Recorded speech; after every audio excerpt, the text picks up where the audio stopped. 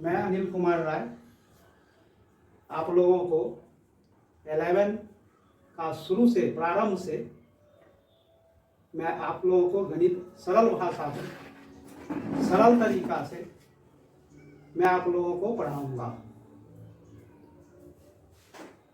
और आज 11 का सबसे प्रथम अध्याय टॉपिक सेट के बारे में आप लोगों को बताएंगे।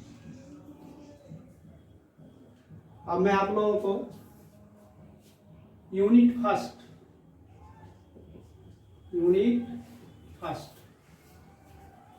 ये आपका है सेट। बड़ा बड़ा लिखो। इसका हिंदी समुच्चय। सेट शब्द का प्रयोग सेट शब्द का प्रयोग सर्वप्रथम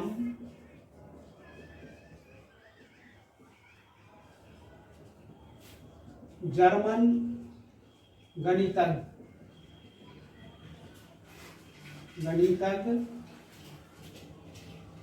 जॉर्ज टेंटर महोदय ने किया था।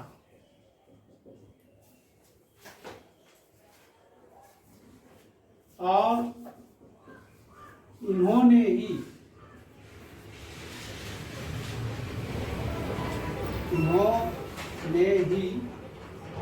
इसे परिभाषित किया।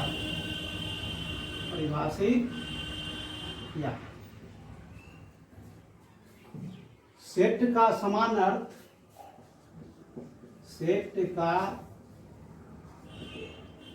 सामान्य अर्थ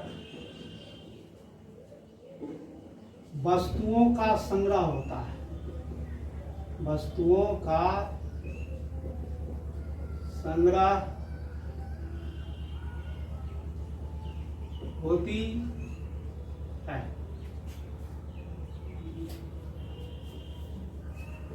परंतु सभी सेट संग्रह होते हैं कलेक्शन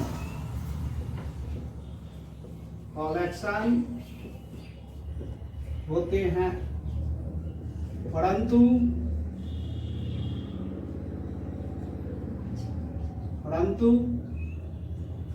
सभी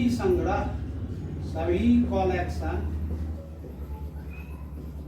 सेट नहीं होते हैं। अब आपके मन में प्रश्न उत्पन्न होगा कि किस प्रकार का संग्रह समुच्चय होगा, किस प्रकार का कलेक्शन जो है सो समुच्चय होगा, क्योंकि सभी कलेक्शन सेट नहीं होते हैं। और इसको जानने के लिए आप पहले यह जानिए कि वस्तु दो तरह की हो। ऑब्जेक्ट एक होगा परिभाषित और दूसरी होगी अपरिभाषित, डिफाइंड और अनडिफाइंड। अब यहाँ पर यह जानना है कि परिभाषित ऑब्जेक्ट किसको कहेंगे और अपरिभाषित ऑब्जेक्ट किसको कहेंगे। यदि ऑब्जेक्ट के पहले एडजेक्टिव का यूज नहीं है, एडजेक्टिव का प्रयोग नहीं है, तो वह परिभाषित हो। परिभाषित होगी। यदि ऑब्जेक्ट के पहले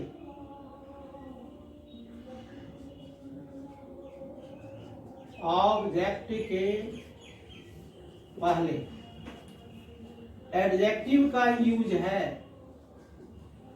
एडजेक्टिव का प्रयोग है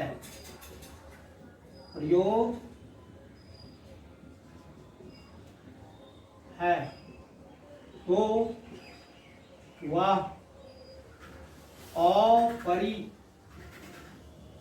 अपरिभाषित होगी। जैसे उदाहरण,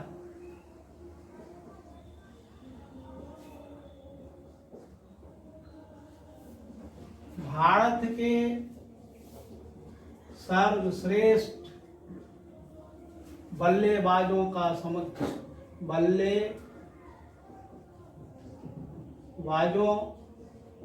संग्रह। अब इसमें ऑब्जेक्ट बल्लेबाज है और उस बल्लेबाज के पहले शब्द यूज हो गया सर्वश्रेष्ठ। जो सर्वश्रेष्ठ है एडजेक्टिव, और यह सर्वश्रेष्ठ का कोई भी डिफिनीशन नहीं है, इसको परिभाषित नहीं किया जा सकता है, इसे परिभाषित नहीं किया जा सकता। यह अपरिभाषित।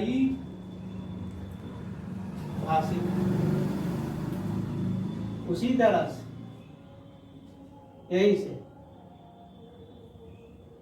प्रसिद्ध लेखकों का संग्रह, यहां भी ऑब्जेक्ट हो गई लेखक, उससे पहले हो गया प्रसिद्ध। ये प्रसिद्ध जो है यह एडजेक्टिव है, इसलिए यह भी क्या है, अपरिभाषित है। अब भारत के बल्लेबाजों का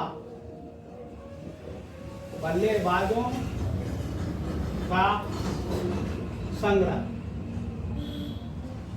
इसमें बल्लेबाज से पहले एडजेक्टिव का प्रयोग नहीं है, तो यह है परिभाषित,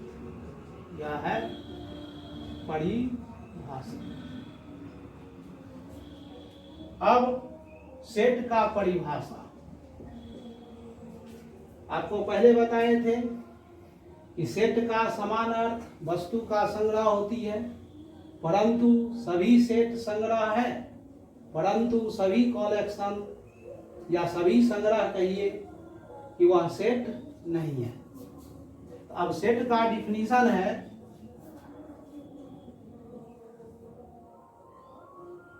सेट का परिभाषा है विभिन्न एवं परिभाषित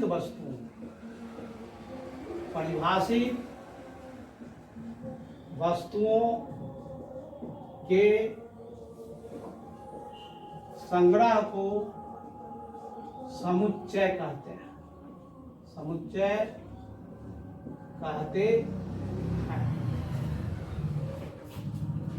अब आप लोग पहले वस्तु देख चुके हैं कि दो तरह का, परिभाषित और अपरिभाषित, जिसमें ऑब्जेक्ट के पहले एडजेक्टिव का प्रयोग नहीं होगा वह परिभाषित होगा। जिसके पहले, अगर ऑब्जेक्ट के पहले एडजेक्टिव का प्रयोग है तो वह माना जाएगा अपरिभाषित। अब सेट की परिभाषा के अनुसार केवल परिभाषित वस्तुओं का जो संग्रह होगा, the collection of well defined object is called कौन चीज, set. Collection of well defined object is called कौन, सेट। तो अब इस यहां से आप उदाहरण देख लीजिए, जैसे ऊपर भी मैंने लिखा, तो जैसे कहेगा यहां से विश्व के खतरनाक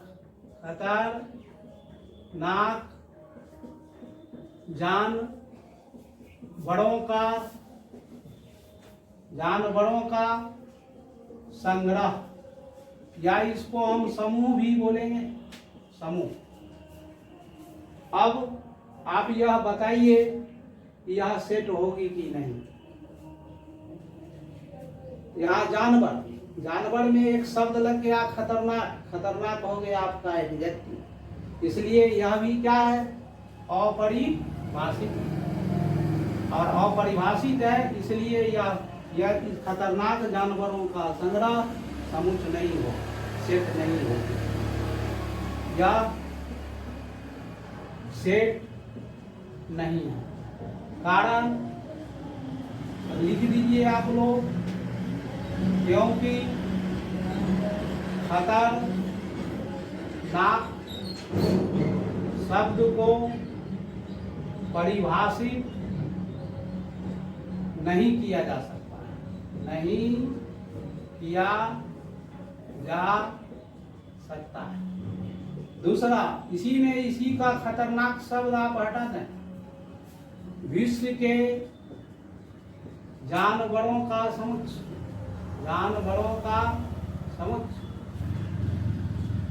विश्व के जानवरों का संग्रह, यह समुच्चय है, यह समुच्चय है। इसी तरह से आप दे सकते हैं अंग्रेजी वर्ण माला के अक्षरों का समूह, यह भी समुच्चय है, यह भी सेट है। इस तरह से हम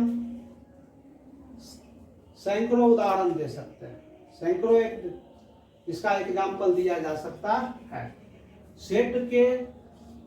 सेट का नामकरण है, नामकरण प्रायः अंग्रेजी वर्णमाला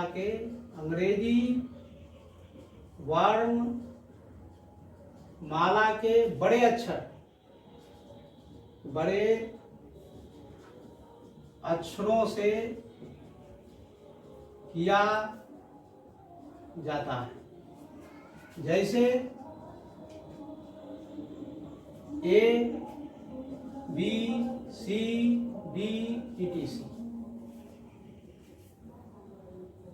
तो जब भी सेट का नामकरण होता है तो कैपिटल लेटर से। Set is denoted by capital letter of English alphabet.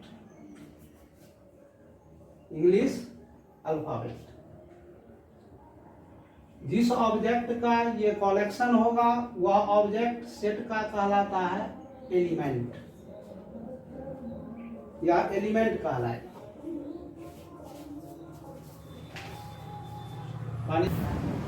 जिस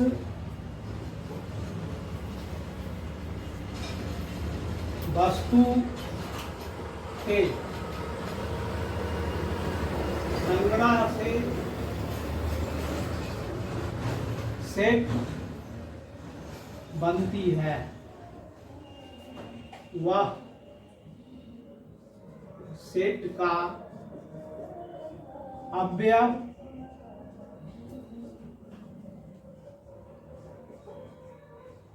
सदस्य, इंग्लिश में एलिमेंट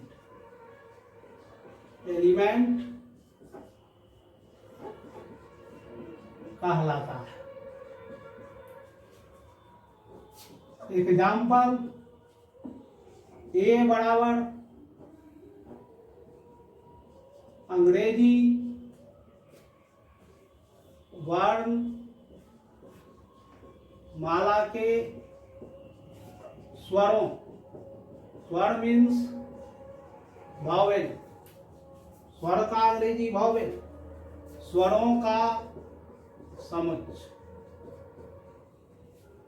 अब अंग्रेजी में कितने वावेल होते हैं? अंग्रेजी में 5 होते हैं वावेल। वह हो गया ए, ई, आई, ओ, यू।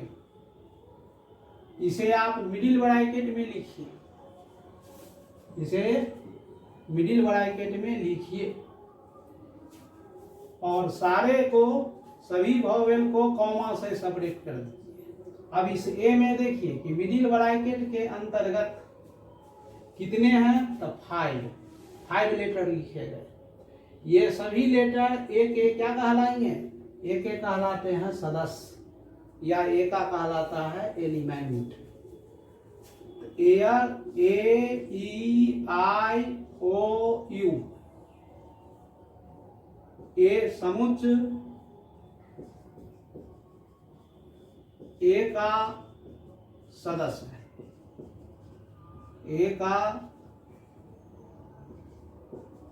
सदस्य है। सदस्य को संकेत सदस्य के लिए संकेत होती है, इसे belongs to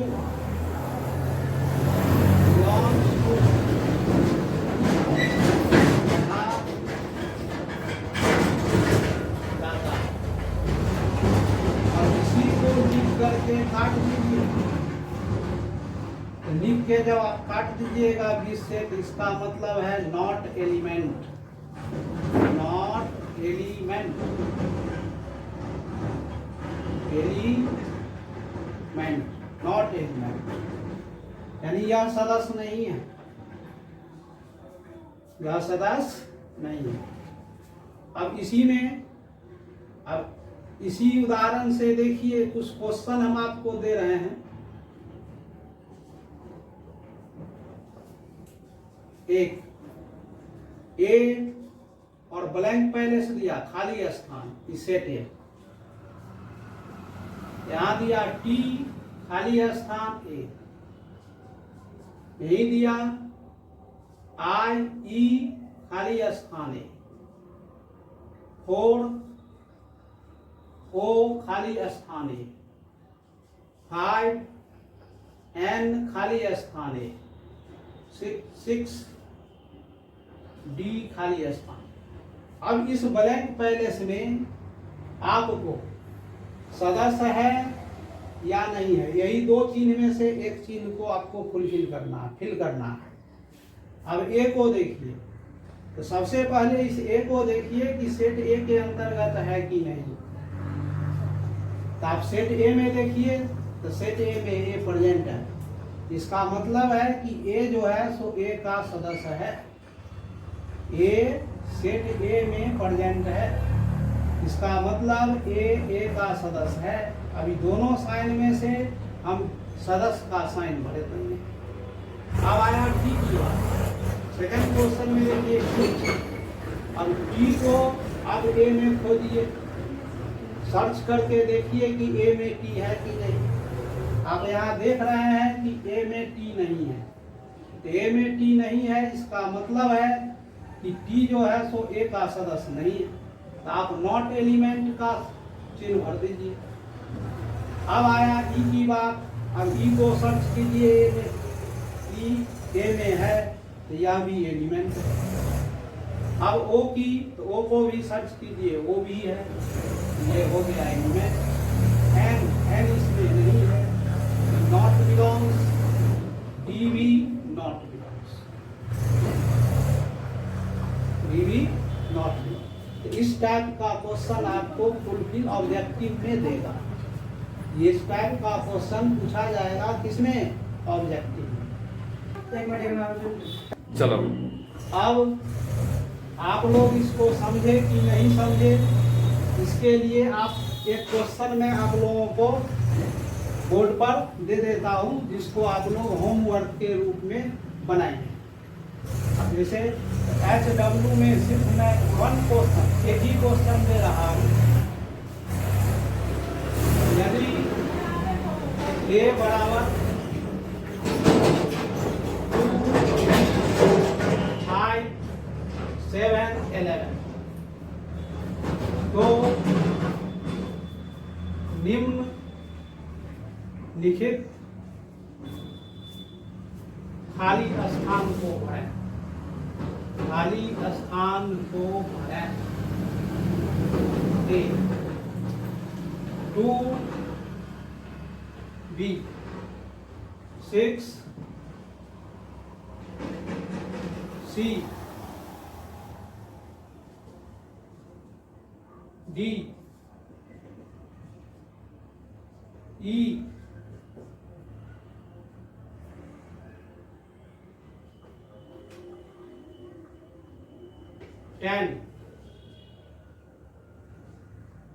F 12। अब इसे अगर आप समझ गए हैं, समझने में किसी प्रकार की अगर समस्या नहीं है तो ये आप लोगों को आसानी से बन जाएगी। यदि आप लोगों को यह वीडियो अच्छा लगे तो आप इसे लाइक और सब्सक्राइब जरूर करें ताकि नेक्स्ट वीडियो आपको आसानी रूप से प्राप्त हो सके।